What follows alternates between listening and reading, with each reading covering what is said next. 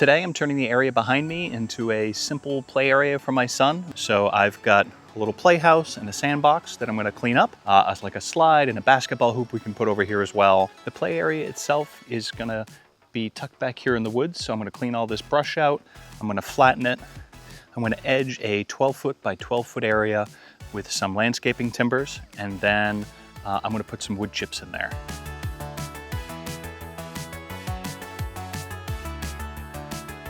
So this is going to be kind of a good, basic, flexible area. I'm going to be able to move things around. I've got some plans for putting things like a chalkboard out there for the swing set or playscape or whatever they're called now. I've been keeping my eyes out for a secondhand one I can refinish, or I am kind of designing one up that I'm going to make myself. So stay tuned for that in a future project. To get started, I've got one plant I'm going to transplant. We're going to string trim this area, trim up all the brush, and then I can level the area. So we're going to dive right into that.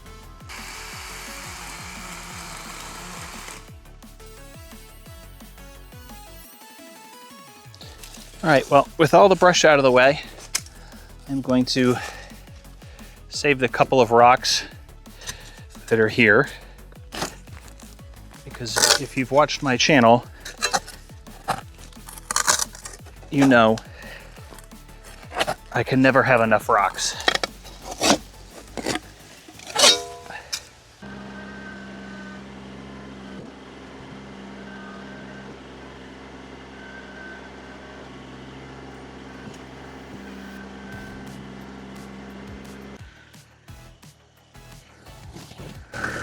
That is going to make an excellent wall building rock.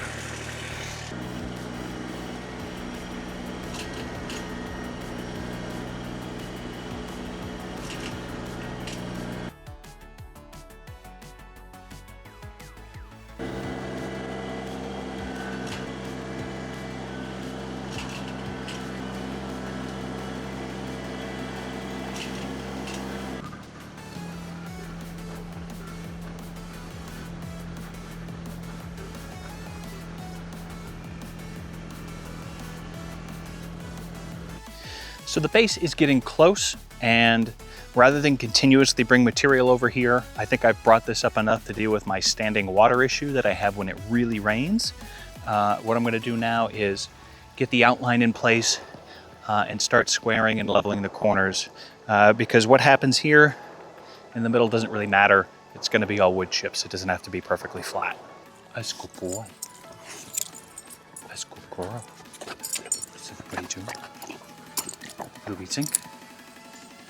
Is it puppy approved? To make the sides a little stronger, I'm going to make the landscape timbers 2 high in the front and 3 high in the back. Then to form a 12 by 12 foot box, I'm going to cut some of my 8-footers in half and then stagger the joints and lap the corners. All right, 208 1/4.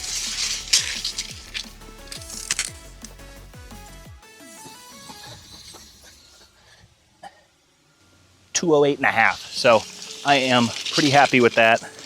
Within a 1/4 inch of square over this 12-foot box. I think that's perfect for what I've got going here today. I'm also roughly leveled.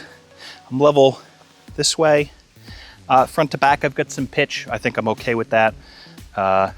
Water can come out of here still. This is a very, very wet area. It's part of why I brought all this loam over. It's about 2 inches over 12 feet. I think that's not too much. There's going to be wood chips in here. I'll be able to level the individual toys within the box too. All right, so next step is going to be drilling and pinning the corners. So I'm going to drill the corners and I'm going to pin them with some rebar. What's going to be nice about that is the corners are then also going to get covered by the second course. So that'll be securely out of the way. Won't be a little cut hazard or anything like that. And then, yeah, second course can go on top with some screws. I was a little worried about that I might hit rocks.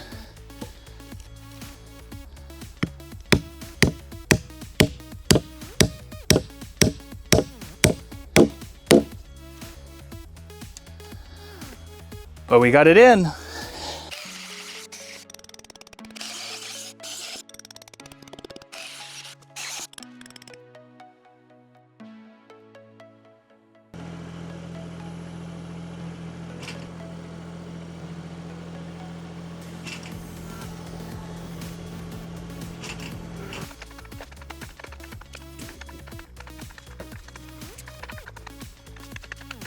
Well, I'm a little out of order, and why is that? Well, my screws haven't come in, so they will be here tomorrow, which means I can put the second course on tomorrow.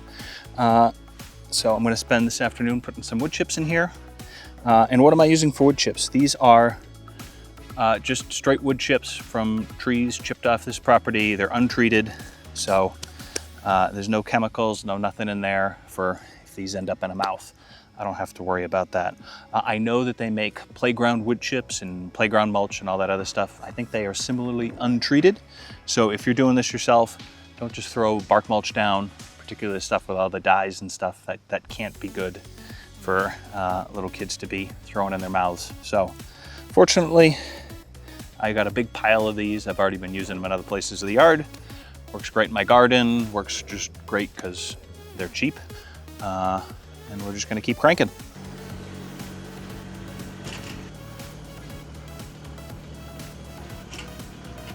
So one thing I really like about the landscape timbers is they're relatively inexpensive. At $6 a piece, I spent a little under $100 on all of these, and then 20 bucks for screws.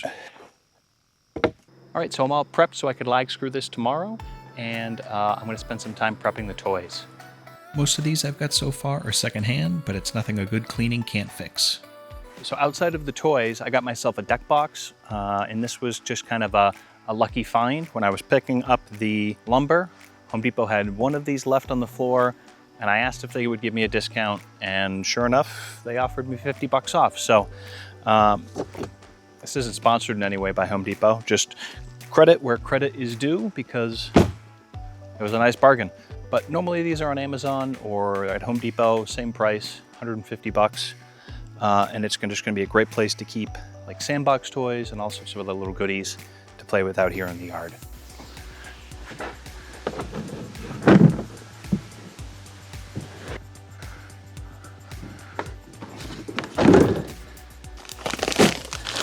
All right, and then for sand, it's actual just quick play sand. I picked this up at Home Depot when I bought the landscape timbers.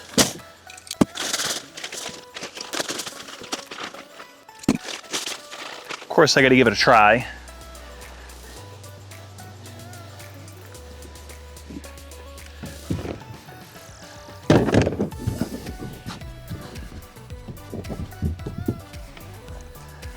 All right, so I'm still waiting on one more toy. The inside track says he's getting a nice slide and basketball hoop for his birthday. My wife and I have a nice spot to sit in the shade.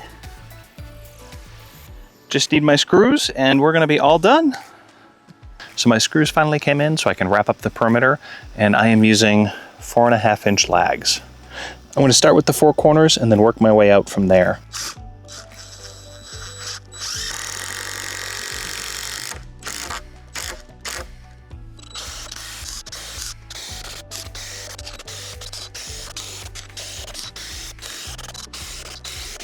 After a very successful first birthday, I've got just one toy left to assemble for his play area. Ah, yeah.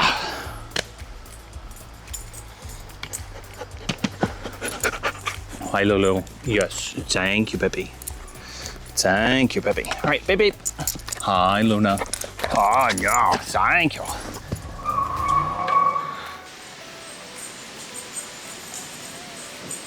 So it was really nice to take a break from building stone walls for a little bit to do a project like this. So Jackson and I have a nice area to play in the yard.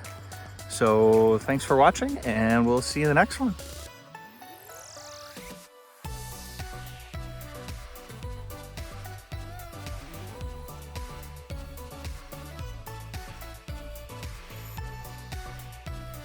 Phew.